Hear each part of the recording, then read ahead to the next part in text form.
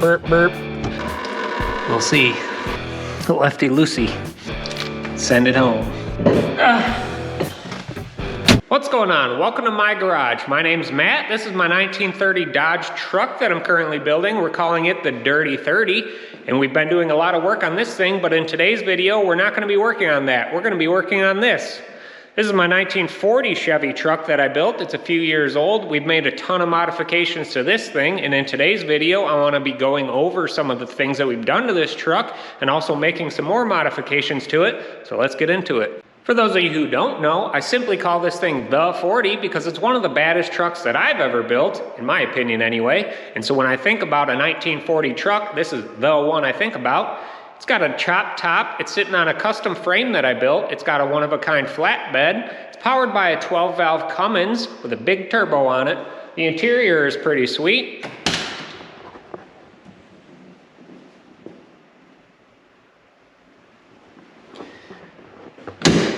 It's got a manual transmission. It's four-wheel drive. It's got 1-ton axles. It's got some big tires on it and a nice paint job.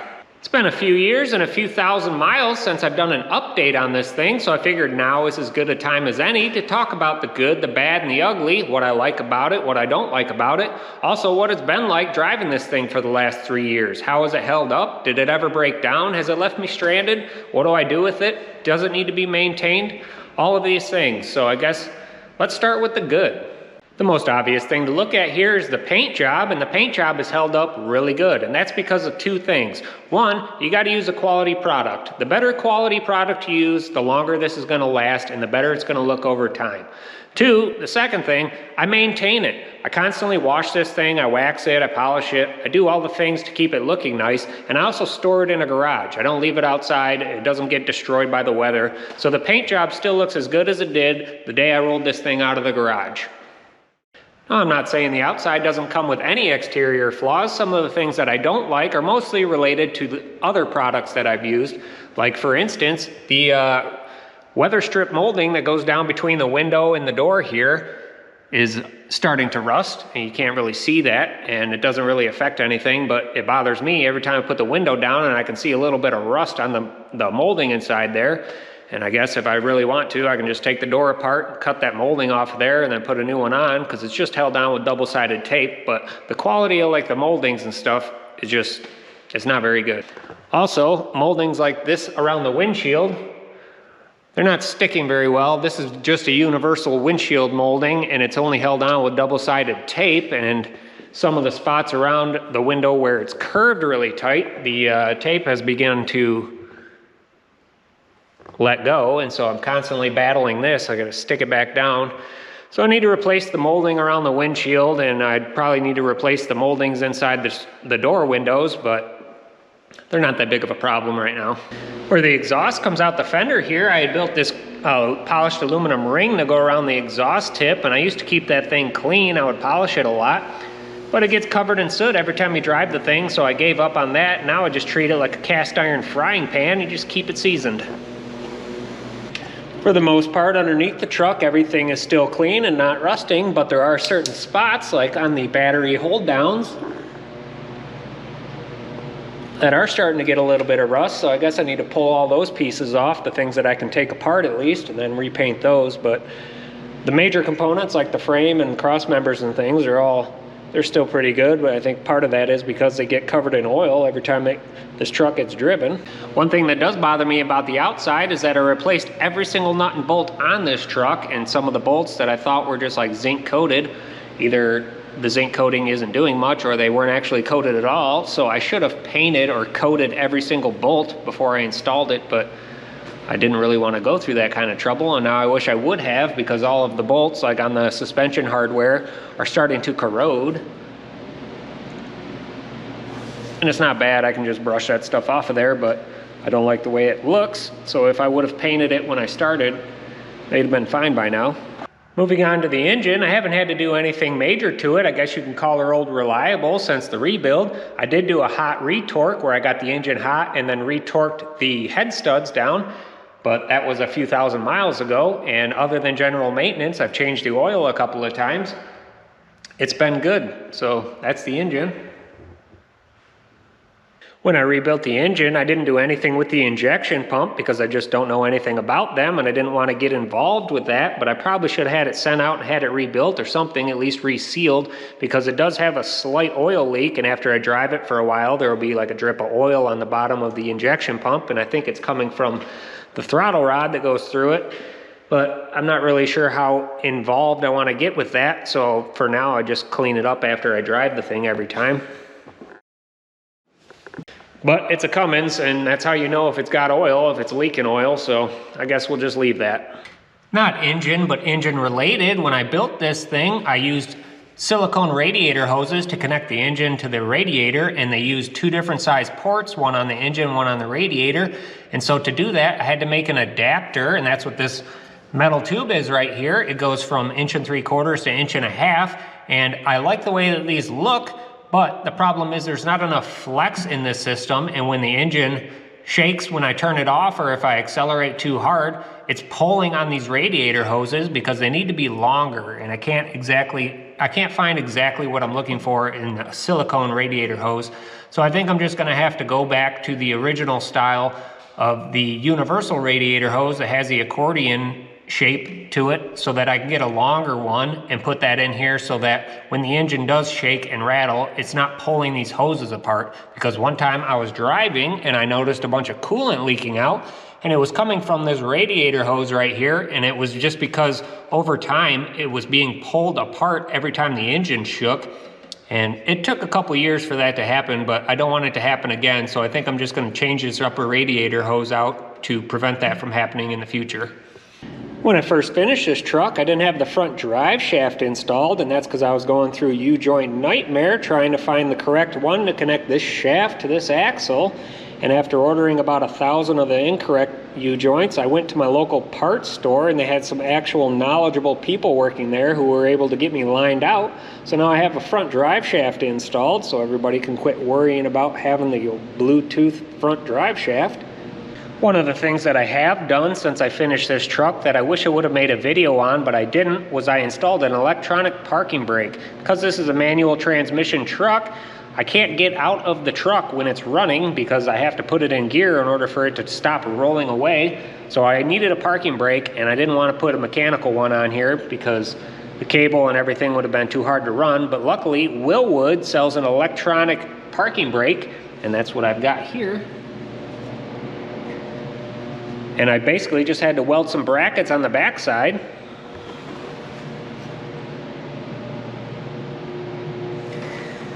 And then the caliper bolts right to that, and it works super good. I love the way that it works. You just have to press a switch on the inside of the dashboard, and it goes and locks up, and then it holds really good. And the way I did it, I actually didn't buy the entire kit. I just bought 2 calipers, and then I wired it myself to a switch so that you just do it manually. I know they sell it, it comes with a little computer and stuff, but it was really expensive, so I just did it my own way. But the calipers work really good, and I'm super happy with the way those turned out. Moving on to the interior.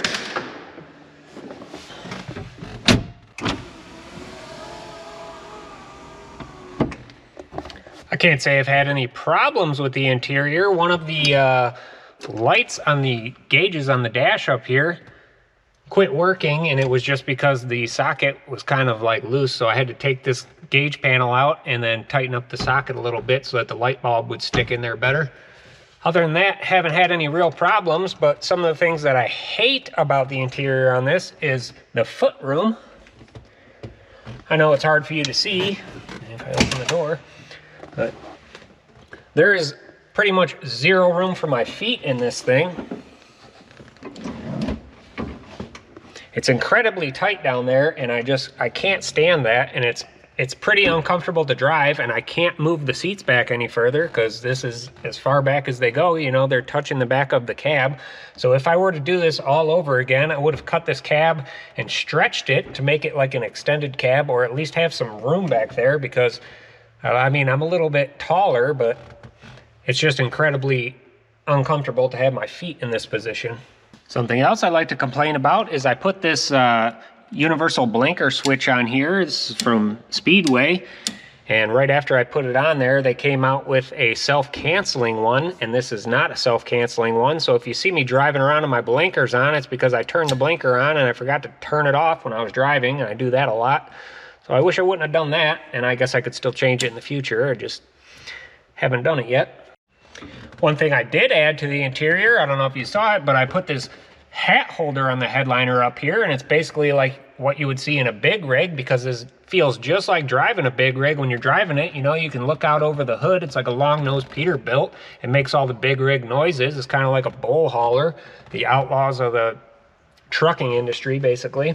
And when I'm driving this thing, every time I pass a bunch of kids, they make the burp, burp, blow the horn symbol. And I don't have a train horn, so I think I'm going to add a train horn to this thing, and I'm going to put it on a switch up on a cable so that I can pull the cable, because I would love to be able to just beep the horn at these kids when I drive by.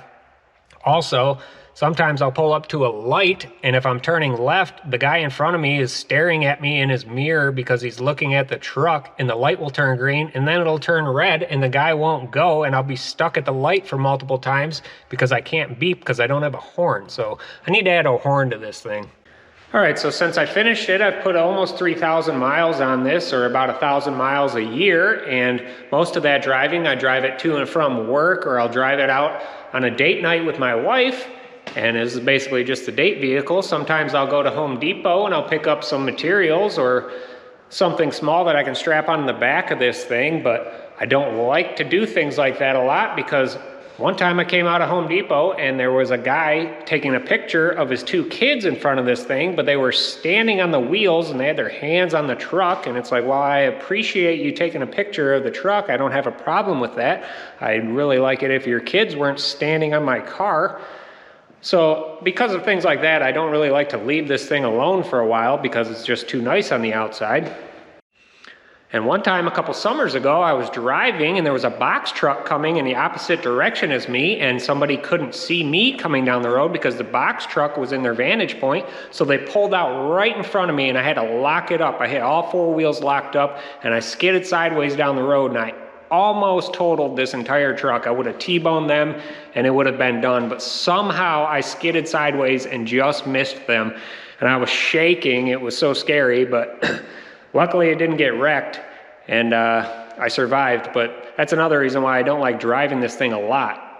Things like that are most of the reason why I'm building a truck like this instead, because I don't want this one to be as nice as this one. I still want it to be unique in its own way, and I want it to be a truck, but I want it to be different than this one. I want it to be the yin to this thing's yang. If you look at this truck, it's got a custom built bed. This truck over here, it's got a custom built bed. That one's a flatbed. This one's a regular bed. I can put stuff in this thing. I can strap stuff onto that one. I mean, they're the same, but they're different. This thing's got a 6-cylinder Cummins in it. This one's got a 4-cylinder Cummins in it. If you've been watching any of the build on the 30, you know that we've just recently been doing a lot of work to the pedals on the inside, and I was trying incredibly hard to make sure that I had tons of room on the inside for my feet, and the whole reason for that is because I don't like how uncomfortable the interior is on that one. So this one, I want to be able to drive it a long time and be comfortable and not be worried about leaving it somewhere, having kids stand on it, things like that. So if you want to see how this one's going to turn out, make sure you hit that subscribe button so you don't miss the future build videos on this, and then maybe you'll get to see how it turns out in comparison to the 40. Anyway, without me rambling on, I guess it's time for me to start doing some actual work on this thing. So I guess the first thing I want to do is get that radiator hose installed in it. Drain it.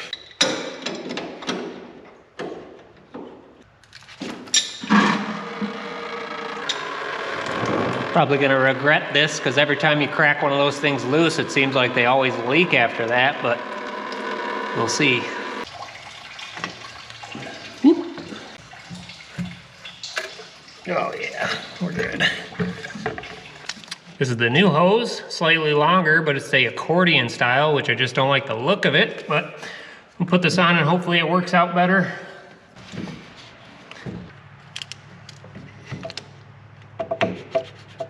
Tighten it.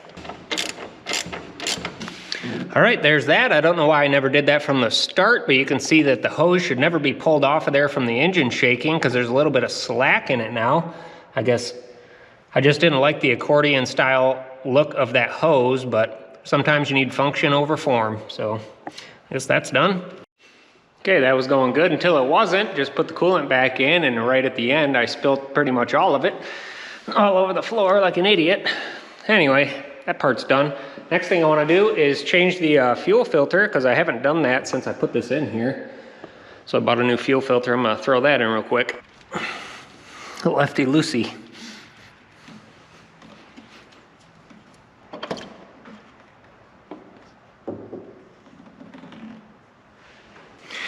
Pre-fill the new filter somehow. All right, new filter came with a new seal for on the bottom. Now let's see how much of this I can spill.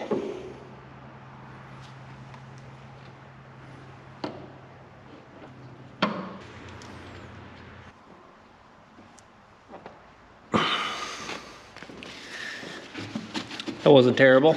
Bleed the air out of that later. I don't want to start this thing right now, but that job's done.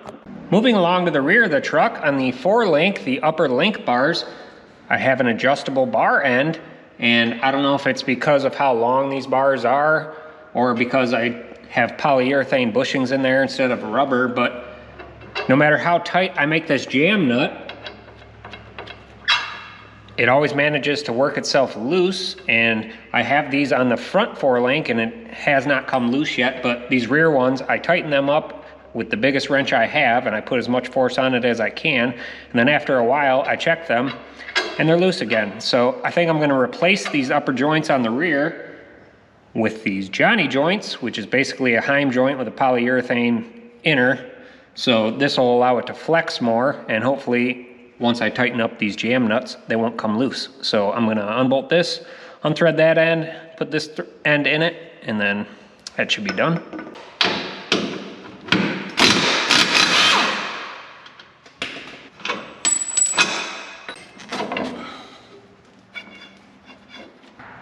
There's that. Transfer the jam nut to the new joint. Reinstall.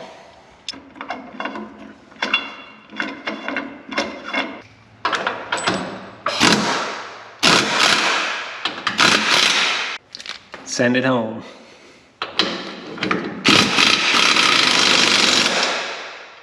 Okay, now I can tighten up that jam nut, and then hopefully this rod end will have enough movement in it where it'll stop this from getting worked loose. Let me do the other side real quick, and that should be the end of this.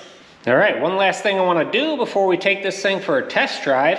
Maybe you caught it in the thumbnail, maybe you didn't. Maybe you're tired of hearing people say billets and boggers. Anyway, these wheels are coming off, and I got new wheels and tires put on this thing.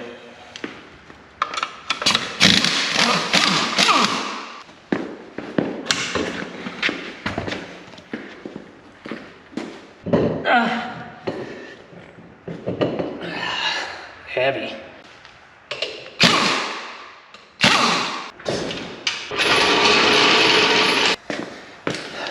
Let's go for a ride.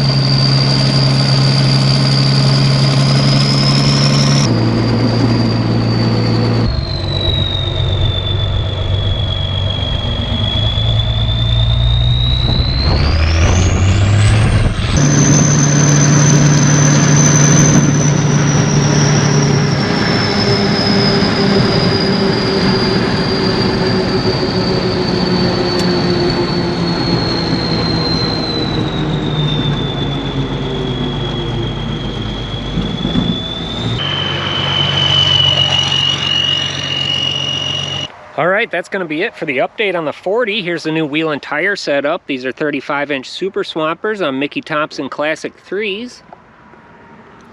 Let me know in the comments below if you like the other setup better, but these are what I'm going to be running from now on. There's still a few things I want to do to this thing, so make sure you're subscribed so you don't miss those future episodes, and the only way to get those things done is to just go out there and get after it, and that's what I'm going to do. Also, there's going to be future videos on the Dirty 30, so make sure you don't miss those either. And I also just hit 5,000 subscribers, which is pretty crazy, so I guess thank you guys for that. So I guess that's going to be it for this one, and I'll see you guys later.